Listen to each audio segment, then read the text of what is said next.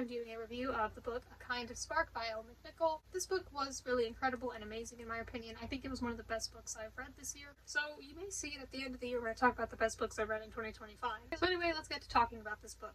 This is I was going to say standalone, but I've learned there are kind of like some other books that go along with it. Not exactly direct sequels, but like the kind of thing where it's like a prequel from another character's perspective.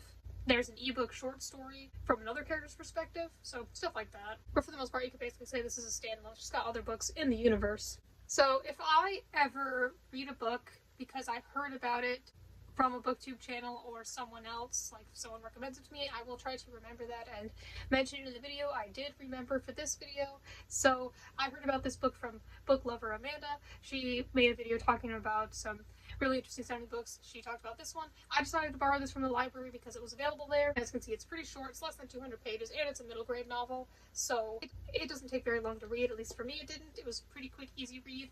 So yes, like I said, this is a middle grade standalone novel. It is about an 11-year-old Scottish girl named Addie, and she is autistic. She has two older twin sisters who are like university age. One of them's actually at a university, and one of them does a YouTube channel where she does like makeup, beauty type of things, and that's basically her job. The one who does the YouTube channel is neurotypical, and the one who's at the university is also autistic, and they live with their two parents. And Addie learns in school about witch trials that not just happened, but also happened long ago where she lives in the town of Juniper, Scotland. And she learned that there were women who were tried for being witches and they were executed for it. When she learns about this, she is absolutely disturbed and outraged because she just feels that it is so unfair. Autistic people often have a strong sense of justice and are very empathetic. The other kids aren't really bothered by this, but it really bothers her. It really affects her. And she feels so much sympathy for the witches, and I guess you could say empathy as well, because she suspected maybe they were just like her, maybe they were just different and people didn't understand them, and she felt like they absolutely did not deserve to die for being different or misunderstood. So this really bothers her, and so she wants to learn more about witches. She becomes really interested in and fascinated by them. She's also interested in sharks, and she wants there to be a memorial in the town, like a plaque or a statue or something like that, to commemorate the witches and basically just to honor their lives. So that is like her main goal and objective in this book. So one thing I can say about this book is there were a lot of interesting relationships. You know, there was the relationship between Addie and her older sister Katie. Katie is the one who's also autistic, and then there's the neurotypical sister Nina, but the relationship with her was interesting too. Like, she does interact with Katie, and you can see how Katie is still struggling to go into a university that's not really made for her. There was also the relationship between Addie and her teacher at school, who is an older, not very nice woman at all. She's not very accepting or accommodating or understanding or open-minded, and she just gets frustrated with Addie because she does things differently even though they work for her, and she's just not very patient. She's not a good teacher, and she's just not a good fit for her. So there's quite a bit of, I don't know if I want to say drama, but you know, just conflict and tension with that. But there's also the librarian. She spends a lot of time in the library researching things she's interested in, and the librarian is a very nice man who's quite understanding with her. And so that was a nice relationship to see.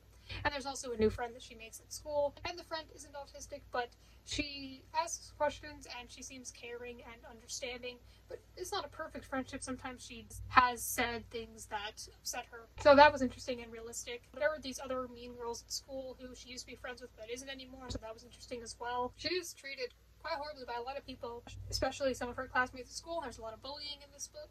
But I think it's important to show because this stuff is realistic and it does happen, and it shows the challenges that she faces, especially as a result of being autistic and then being misunderstood by the people around her, and how she struggles with those things. She describes many aspects of being autistic and many different ways that things affect her, and she seems to have a lot of self-awareness about how it affects her, which I think is really good to have, especially at a young age. And I felt like I could feel what she was feeling in a lot of ways because I can relate to a lot of it. Or like when she was feeling upset or in pain, I felt like I could kind of feel that too. I think the author did a good job with that. Yeah, it was relatable to me in many ways. And another good thing about this book is it goes over a lot of misconceptions and stereotypes about autistic people and some of the preferred language that they have, such as how many autistic people prefer to say that they are autistic rather than they have autism. And there are just some characters, especially the older ones, who just don't understand as well, and those things are explained or corrected. And I think that that was done in a way where it didn't happen just to happen. It wasn't just like Addie narrating these things just to educate us, Like, they fit in with the story, with things that people said. And like I said, it didn't feel like it happened just to happen or make this point, because I felt like the things that happened, the things that people were saying and doing, were realistic situations that happen regularly. So it made sense. And it was a good way to take those opportunities to talk about those things and the misconceptions that they had. Like, one person assumed that autistic people aren't very empathetic, but here you can see that Addie's very empathetic, and so she corrected him on that. So yeah, there were definitely some stereotypes, misconceptions, and misinformation talked about in this book. Somehow I haven't read many books with autistic main characters, but I definitely want to read more, so if you know any good ones, please let me know. It also goes over, especially, I mean, it does go over this with Addie, but especially with her older sister at the university. It goes over masking and the negative effects of it. And I think that this book is about standing up for yourself and fighting for what you believe is right, as well as being yourself. So this story was short, and I think it's fine when books are short. I think because if that's all you have to say, then there's no need to add a bunch of unnecessary fillers, if that's all that this book wanted to accomplish. But yeah, I think this book accomplished so much and was still very deep and mature. It still had a lot to say, and I think conveyed a lot of messages. For me, I think the story was always interesting. I don't feel like there was a dull or unnecessary moment at any point.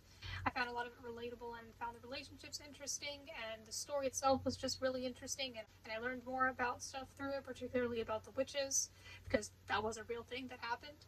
This is a contemporary story. It doesn't involve actual magic. On the cover here, it says in small letters, being different doesn't mean your voice doesn't count. And I think that's one of the messages that the book tells. So yeah, I thought this book was really informative, really helpful, really important, and just really good at putting yourself in the perspective of somebody going through the autistic experience. And it could be useful for someone who is autistic or someone who's not. It could help you understand that perspective a little better. You could learn a lot more about it. And I just enjoyed this story. I thought that it was sweet, definitely very sad at times, but ultimately realistic. So I really enjoyed this story. Now, like I said, I know there's also a book about Kitty, I think, when she was like a teenager. So I would like to read that as well. And then there's a short story about Nina. So I do plan on reading those, and I would definitely like to read more from this author. This was her first book, and it's the first book of hers I've read. And I'm following her now, like on Instagram, and I would love to read more from her. I think that myself and her books go together pretty well. If you've read this book, let me know what you think of it, and like I said, let me know if you know of any good books with autistic main characters, or I guess they don't gotta be main characters, but just more about that in general, but just more books with autistic characters in general. I definitely gave this book 5 stars, and thank you for watching.